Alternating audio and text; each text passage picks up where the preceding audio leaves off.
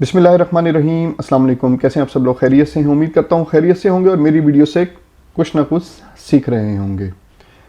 आज का जो हमारा टॉपिक जो मैंने सेलेक्ट किया है वो ये है कि इनको टर्म्स क्या होती हैं, क्योंकि आप लोगों का अब जाहिर सी बात है, काफ़ी ज़्यादा एक्सपोर्ट के बारे में आप लोगों ने सीख लिया। ये जो वेब सीरीज़ चल रही है इसकी एक्सपोर्ट के बारे में जो हमारे लेक्चर्स चल रहे हैं उसमें आपने काफ़ी कुछ सीख लिया होगा और सब कुछ अब आप मतलब कि इतना हद तक आपको आ गया होगा कि अब थोड़ा सा मूव फॉरवर्ड होना चाहिए और हमें मज़ीद सीखना चाहिए कि इसमें हमें क्या क्या और रिक्वायरमेंट। आज हम इस वीडियो में डिस्कस करेंगे कि इनको टर्म्स क्या होती हैं, मतलब आप किस किस वे से अपनी शिपमेंट को बायर तक पहुंचा सकते हैं। ये बायर से एग्रीमेंट करके मतलब उसकी क्या डिमांड है, किस तरह उसको शिपमेंट चाहिए, मतलब कि कौन से उसको जो है इनको टर्म्स के हिसाब से शिपमेंट चाहिए। तो आज हम इस वीडियो में उसी को डिस्कस करने वाले हैं और ये भी डिस्कस करेंगे कितनी टाइप की हैं और उसको वन बाय वन डिस्कस करेंगे। अगर आप इंपॉर्टेंट एक्सपोर्ट बिजनेस कर रहे हो तो इनको टर्म्स बहुत इंपॉर्टेंट है इसमें, तो ये आपके लिए जानना बहुत ज़रूरी है कि कौन कौन सी इनको टर्म्स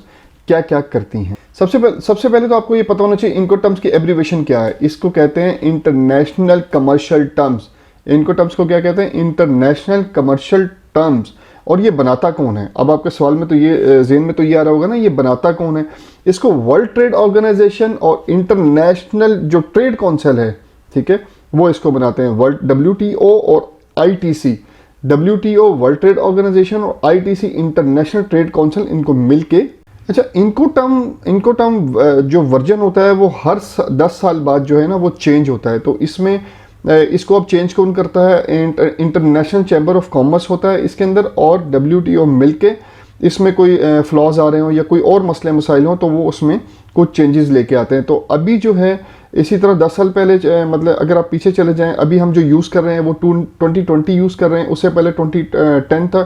जो अब 2030 में ये कुछ इसमें चेंजेस आएंगी तो आएंगी। अब जो हम इनको टर्म्स यूज़ कर रहे हैं वो 2020। अच्छा, ऑलमोस्ट 11 से 12 या 10 से 11 किस्म के इनको टर्म्स होती हैं। जब भी आप कोई भी इंपोर्ट एक्सपोर्ट बिजनेस करोगे, कोई भी अपनी शिपमेंट भेजोगे किसी और जगह पे, किसी और कंट्री में, तो इनमें से ही एक यूज़ करोगे इनको टर्म। इंटरनेशनल सिस्टम के कुछ रूल्स एंड रेगुलेशंस हैं, तो आपको इंपोर्ट एंड एक्सपोर्ट उसी हिसाब से करनी है, क्योंकि देखें अब हर कंट्री के रूल्स एंड रेगुलेशन अपने हिसाब से होते हैं।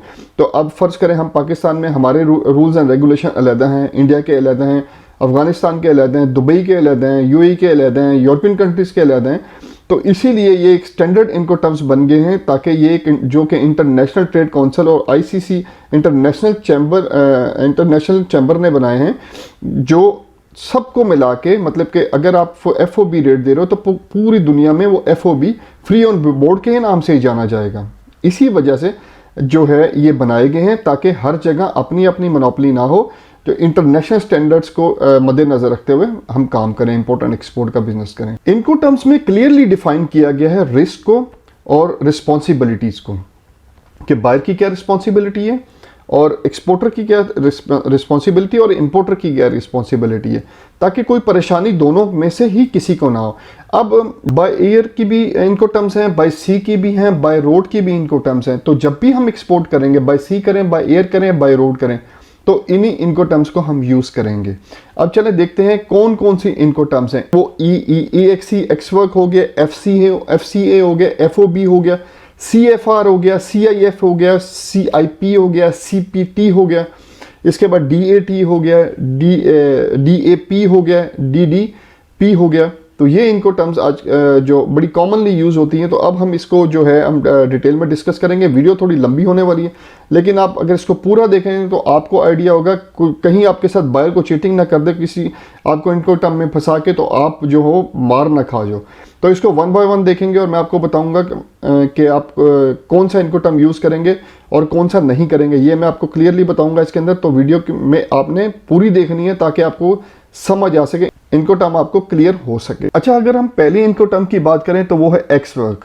एक्सवर्क में क्या होता है? एक्सवर्क में आप एक मैन्युफैक्चरर हैं, तो मैन्युफैक्चरर जो होता है वो सिर्फ अपनी एक्सवर्क की बात कर रहा हूँ, तो मैन्युफैक्चरर सिर्फ अपनी प्रोडक्ट को मैन्युफैक्चर करके कार्टन में पैक कर देता है। इसके अलावा उसकी कोई रिस्पॉन्सिबिलिटी, इवन वो लोडिंग भी नहीं करता। बायर इस एक्सवर्क में बायर जो है वो अपना कंटेनर भेजेगा, अपना एजेंट भेजेगा या वो खुद आएगा, अपनी निगरानी में वो लोडिंग कराएगा, उसके अपने बंदे होंगे, वो खुद लोडिंग करवाएंगे। इसमें आपको कुछ नहीं करना, वो लोड करवा के बाय एयर का होगा तो बाय एयरपोर्ट पे भेज देंगे, बाय सी का होगा तो बाय उस पे पोर्ट पे भेज देंगे। वहाँ से क्लियरेंस भी, ट्रांसपोर्टेशन जो मैन्युफैक्चरिंग की फैक्ट्री है वहाँ से लेके पोर्ट तक की भी उनकी अपनी होगी, ट्रांसपोर्टेशन भी अपनी होगी, उसके बाद क्लियरेंस भी वो खुद करवाएंगे, फ्रेट भी खुद पड़ेंगे। इसमें जो बायर है वो 100% रिस्क में है क्योंकि सारा काम उसका है, और जो एक्सपोर्टर है वो नो रिस्क, इसमें कोई रिस्क नहीं क्योंकि आपको कुछ नहीं करना, आपको मैन्युफैक्चर करके आपको चीज़ रख देनी है कि भाई ये पकड़ें और इसको लोड करें और ले जाएं। ये सबसे बेहतरीन है। इस पे आजकल लोग काम ही नहीं करते हैं, अगर करें तो सबसे बेनिफिट एक्सपोर्टर इसमें कमाता है। इसके बाद हम अगली इनकोटर्म की बात करें तो वो है FCA। FCA में क्या होता है, इसमें आपकी रिस्पॉन्सिबिलिटी क्या होती है, इसमें आपने मैन्युफैक्चर करनी है और लोडिंग करनी है। कंटेनर लोडिंग आ गई, इसके अंदर एक्सवर्क में क्या था, लोडिंग नहीं थी, इसके अंदर FCA में लोडिंग आ गई, आपने लोडिंग भी करनी है और मैन्युफैक्चरिंग भी करनी है।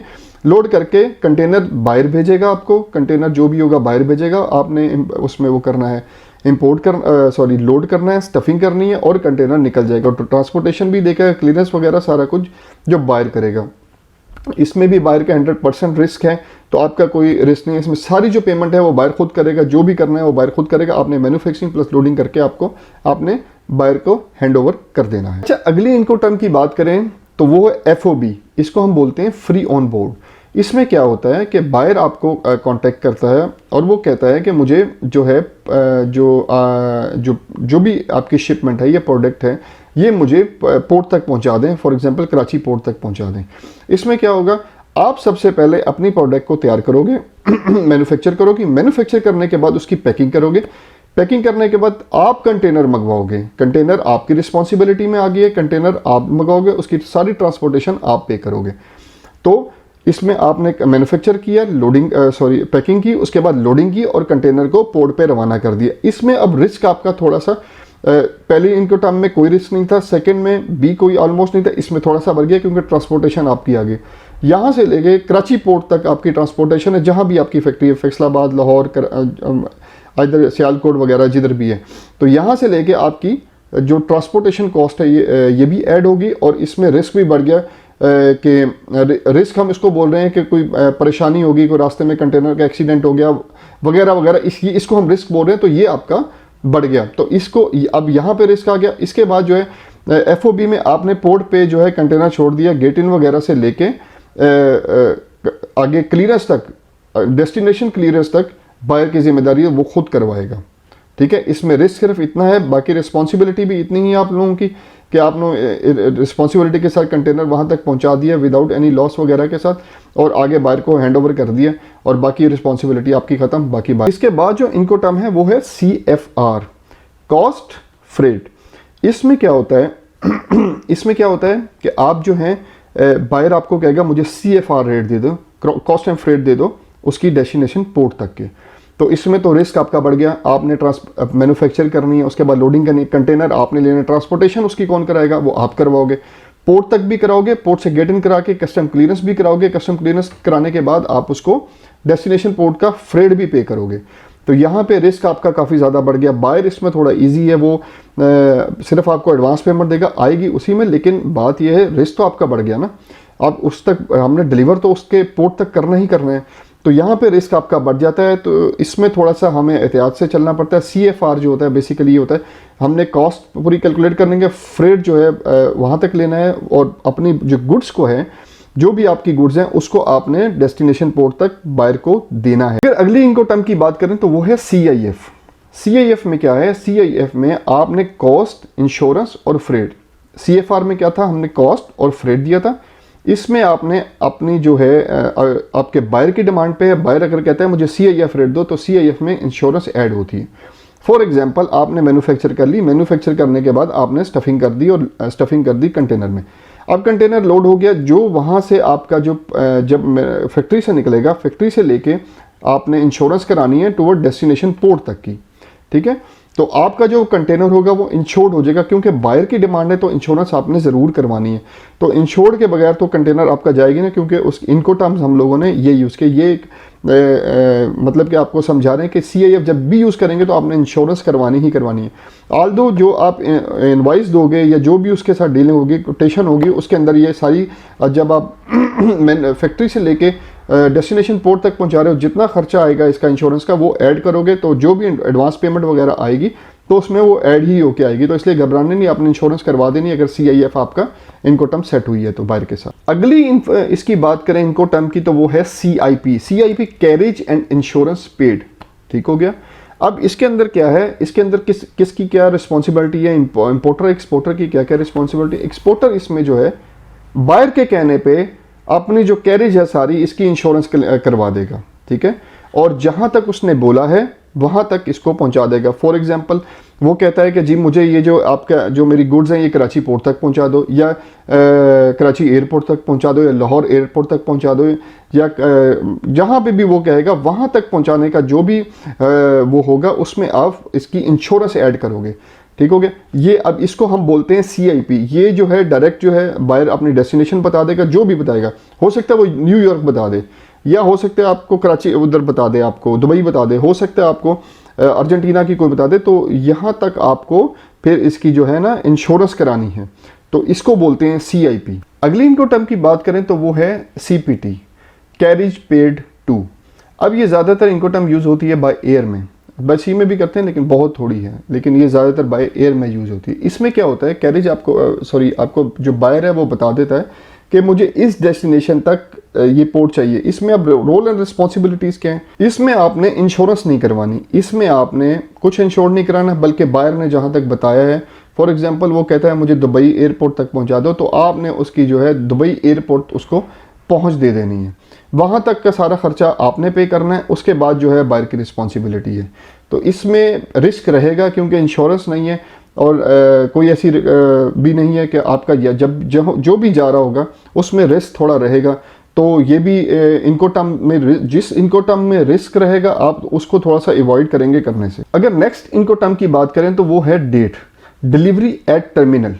इसका क्या मतलब हुआ कि बायर आपको कहेगा कि मुझे इस टर्मिनल पे या इस स्टेशन पे या इस जगह पे मुझे, अब टर्मिनल की बात आ रही है तो टर्मिनल देखें दो तरह के हैं, या तो एयरपोर्ट का कोई टर्मिनल होगा या फिर उसका टर्मिनल होगा अपना स्टेशन का टर्मिनल। क्योंकि आजकल जो है वो हो रही है, एक्सपोर्ट हो रही है, या बाय रेलवे भी स्टार्ट हो गई है।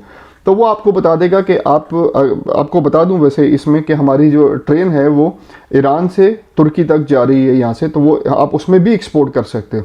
इंशाल्लाह उसको वीडियो बनाऊंगी, ये मेरा ख्याल है पिछले साल शुरू किया इन्होंने, तो इंशाल्लाह ताला इस पे भी हम थोड़ा सा देखेंगे कि क्या इसमें हम बेनिफिट्स ले सकते हैं। इसका जो टाइम है, ट्रैवलिंग टाइम कितना है, अगर तुर्की में भेजना है या ईरान में कुछ चीज़ भेजनी है बाय ट्रेन, तो क्या आया हम पेरिशेबल ही भेज सकते हैं या कोई और इसमें चीज़ें भी भेज सकते हैं। तो हम ये सारा इसको इंशाल्लाह गो थ्रू करेंगे आने वाली वीडियोज़ में।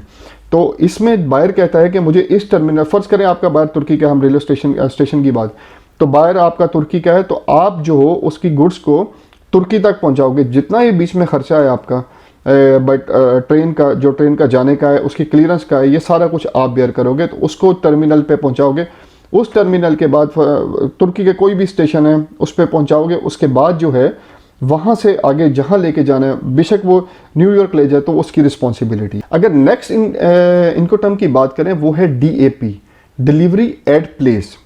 इसको ऐसे समझें कि फ़र्ज़ करें कोई इंटरनेशनल कंपनी पाकिस्तान में काम कर रही है और हमसे प्रोडक्ट ख़रीदती है।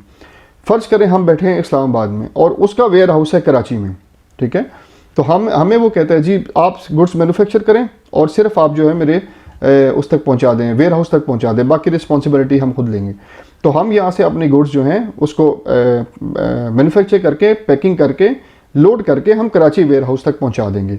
अब जो ये खर्चा है लोडिंग ट्रांसपोर्टेशन का, ये हम बेयर करेंगे, बाकी आगे के खर्चे सारे जो है वो करेगा बायर, खुद बेयर करेगा। क्यों, अब ये बायर एग्री करेगा इस प्लेस को और हम एग्री करेंगे तभी हम उस लोकेशन तक पहुंचा सकते हैं। अगर इस इनकोटर्म पे हम दोनों एग्री करते हैं तभी इसको हम वहाँ पे पहुंचाएंगे। तो ये हो गया DAP, डिलीवरी एट प्लेस। अगर हम नेक्स्ट इनकोटर्म की बात करें DDP, डिलीवरी ड्यूटी पेड, तो सबसे पहले तो इसके बारे में आपको बता दूं, ये आपने इनकोटर्म्स यूज़ नहीं करनी। अगर बायर आपको कहता भी है कि इस पे काम करना है तो आपने इस पे काम नहीं करना। इस पर बिल्कुल काम नहीं करना। अगर आप कहते भी हैं इस पर काम करने का, तो वो इस सूरत में करना है कि इस पर 200% या 300 या 500% प्रॉफिट मार्जिन हो, तब आप सोचना इस पे करने को, वरना आपने इस इनकोटर्म पे काम नहीं करना। अच्छा, अब आपके सवाल जेन में तो ये आ रहा होगा कि क्यों नहीं करना। इसमें इसलिए नहीं करना है क्योंकि जो भी आप इसमें, इसकी क्या है, इसमें आपने सब कुछ आपने बेयर करना है।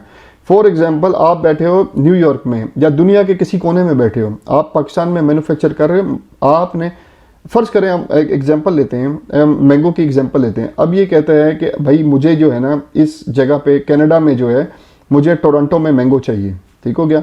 अब क्या होगा, अब ये डीडीपी आपने सेलेक्ट कर लिया इनकोटर्म, इससे आप मैंगो यहाँ से तैयार करवा के आप उसकी लोडिंग करवा के आप यहाँ से निकाल दोगे। जब निकाल दोगे उसके बाद एक्सपोर्ट कर दोगे, तो उसके बाद जब डेस्टिनेशन पोर्ट पे टोरंटो की कोई भी पोर्ट होगी, या फर्ज करें बाय एयर है, बाय एयर आपने टोरंटो एयरपोर्ट पे पहुंच गया, तो क्लियरेंस भी आपके ज़िम्मे है, वहाँ से आगे ट्रांसपोर्टेशन है, जहाँ पे उसने एड्रेस दिया हुआ है वहाँ तक पहुँचाना आपकी रिस्पॉन्सिबिलिटी आ जाएगी। तो इसको अवॉइड करें, क्योंकि जब इसमें तो फिर फ्रॉड के बहुत ज़्यादा 99 नहीं 200% चांसेस है, क्योंकि अगर वो ना मिले, आपका जो शिपमेंट है उसका क्या होगा। फ़र्ज़ करें मैंगो नहीं बेचते तो पेरिशेबल है, कुछ भी बेच दें, शर्ट्स बेच दें, कुछ भी बेच दें, तो आपके शिपमेंट का कौन बारिश है वहाँ पे। आपने फैक्ट्री को पहुँचा दिया, फैक्ट्री को ताला लगा हुआ है, वहाँ पे शिपमेंट आपका बेड़ा गर्क हो गया शिपमेंट का। तो ये टर्म आपने बिल्कुल यूज़ नहीं करनी। मैं अवॉइड इसलिए कर रहा हूँ, बार बार इसलिए बता रहा हूँ कि न्यू एक्सपोर्टर को फंसाते हैं लोग, ठीक है। बायर जो है वो फंसाने की कोशिश करता है। बायर, एक्सपोर्टर तो खुश हो जाता है कि उसको पहला ऑर्डर भी मिल गया, इनकोटर्म भी सिलेक्ट होगी, सारा कुछ सिलेक्ट हो गया। तो पहला ऑर्डर अगर एडवांस पेमेंट आती है और मार्जिन आपका बहुत अच्छा है, 500% तक का मार्जिन है, फिर तो well and good, you can do it. Otherwise आपने इस पे काम नहीं करना, ये ज़हन में रखिए। आज वीडियो काफ़ी लंबी होगी, इसमें हमने इनकोटर्म्स के बारे में सीखा। मैंने ब्रीफली तो इसमें नहीं बताया, मैंने कुछ शॉर्टकट थोड़ा थोड़ा करके हर इनकोटर्म्स को डिफाइन किया है कि क्या क्या है क्या क्या नहीं। इसको हम आने वाली वीडियोस में इसको 1 बाय 1 डिस्कस करेंगे, और फिर आपको डिटेल में भी समझ तो अभी भी आ गया होगा, क्योंकि जाहिर सी बात है इतना ही है। फिर हम जो डिटेल वीडियो बनाएंगे उसमें कुछ एग्जाम्पल्स हम ज़्यादा लेंगे, तो ताकि और क्लियर हो जाए अगर कुछ समझ नहीं आए। लेकिन इनकोटर्म्स में इतना ही होता है। तो आज हमने इनकोटर्म्स के बारे में सीखा। मेरा मकसद पाकिस्तान की एक्सपोर्ट को इंक्रीज करना है, इसमें मेरा साथ दीजिए। मैं उम्मीद करता हूं आज की वीडियो आपको पसंद आई होगी। Please subscribe, like and share this video, ताकि आने वाली वीडियो के नोटिफिकेशन आपको मिलते रहें। अगली वीडियो तक के लिए अल्लाह हाफिज़।